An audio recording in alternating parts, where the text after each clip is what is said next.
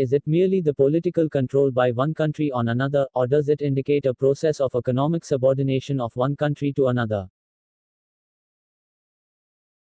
The understanding of colonialism has varied from one scholar to another.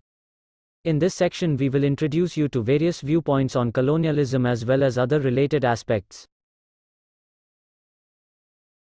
One view represented by a large number of sociologists, political scientists and economists is that colonial society was basically a traditional society, or in other words, colonialism retained basic socio-economic elements and structures of pre-colonial society. Post-colonial societies then begin the task of modernization from a traditional socio-economic structure. Many others see colonialism as representing a transitional society, that is, a society which was being transformed economically, socially and politically from a traditional, pre-colonial society into a modern capitalist society. They believe that, given enough time, colonialism would have succeeded in the task if it had not been overthrown. The second one is that still other writers hold that colonialism produces a dualistic society in which one sector is modern and capitalist while another sector is traditional and pre-capitalist.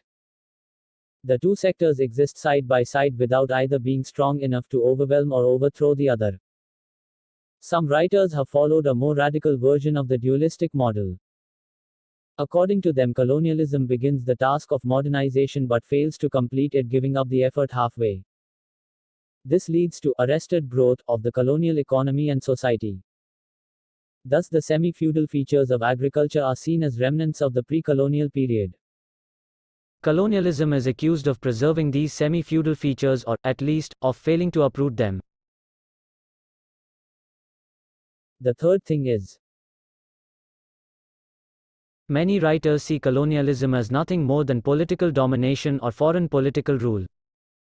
The weaknesses of colonialism are seen as weaknesses of policies, followed by individual colonial administrators.